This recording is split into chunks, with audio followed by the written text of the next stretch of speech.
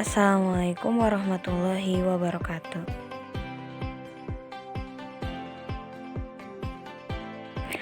Nama saya Mujibah Zati Yumni dengan NPM 101200065 kelas C4 Manajemen.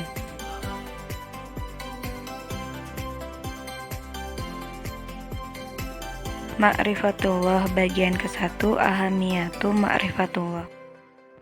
Ma'rifat berasal dari kata a'rafa yu'rifu ma'rifah yang berarti mengenal. Dengan demikian, ma'rifatullah berarti usaha manusia untuk mengenal Allah baik wujud maupun sifat-sifatnya. Manusia sangat berkepentingan untuk mengetahui siapa penciptanya dan untuk apa diciptakan. Ciri-ciri dalam ma'rifatullah, seorang dianggap ma'rifatullah jika ia telah mengenali asma Allah, sifat Allah, dan af'al perbuatan Allah.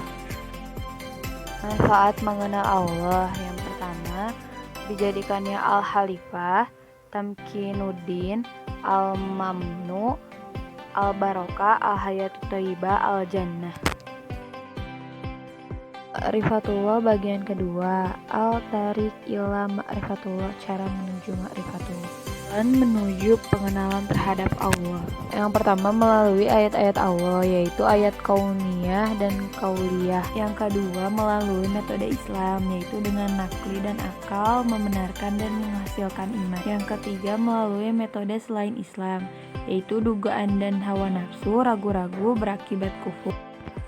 Dukungan dalil yang kuat, yaitu dalil nakli, dalil akli, dalil fitrah. Penghalang dalam ma'rifatullah, yaitu al-kubru, al-zahrumu, al-kadzibu, al-kusyuku, al-kufru, al-fasyadu, al-ghaflah, katsaratul maksi, al-iktiyab. Ma'rifatullah bagian ketiga, al-manawi min ma'rifatullah, penghalang-penghalang mengenal Allah. Maradus syahwat, yaitu al-fisku, al-kibru, ad-zulmu, al-kidzbu, katsaratul ma'asyi. Maradu asyubhat, pertama al-jahlu, kedua al-irtiyad, ketiga al-inhiraf, keempat al-ghaflah. Ma'rifatullah bagian keempat, al-adillah ala wujudillah, bukti keberadaan Allah. Eksistensi Allah, keberadaan Allah, Tuhan yang telah menciptakan dan memelihara alam semesta dengan kekuasaan dan kasih sayangnya adalah hal yang tak terbantahkan. Eksistensi Allah Ta'ala ditunjukkan oleh beberapa dalil, yaitu ad-dalilul fitri, ad-dalilul hissi, ad-dalilul akli, ad-dalilul nakli, dan ad-dalilul tarikh. Ma'rifatullah bagian kelima, yaitu tauhidullah. Tauhidullah mengesahkan Allah. Tauhidullah secara bahasa Arab merupakan bentuk masdar dari fi'il, yang artinya menjadikan sesuatu saja. Secara istilah syar'i, makna tauhid adalah menjadikan Allah sebagai satu-satunya sembahan yang benar dengan segala kekhususannya. Mentauhidkan Allah secara umum berarti mengesahkan Allah dalam zat, mentauhidkannya sebagai satu-satunya zat yang berhak dan layak disembah, tiada sembahan yang benar selain Dia, sehingga tidak boleh menyekutukannya dengan sesuatu apapun dalam ibadah. Rububiyah Allah. Tauhid rububiyah adalah mentauhidkan Allah dalam kejadian-kejadian yang hanya bisa dilakukan oleh Allah, serta menyatakan dengan tegas bahwa Allah Ta'ala adalah Rabb, Raja dan Pencipta semua makhluk, dan Allah lah yang mengatur dan mengubah keadaan mereka. Kholikon, keesaan Allah sebagai pencipta.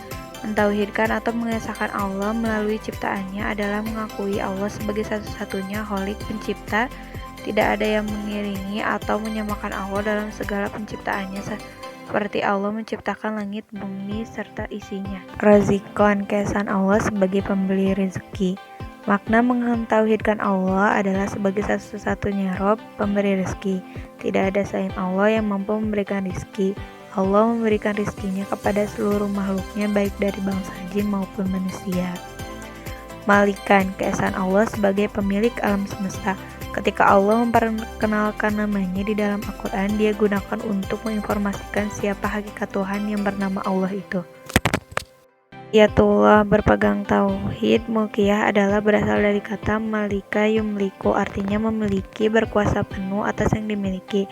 Sedangkan maknanya adalah mengesahkan Allah sebagai satu-satunya pelindung atau pemimpin, waliyun, satu-satunya pembuat hukum, hakimah, dan pemerintah. Amiran, waliyun, pelindung dan pemimpin.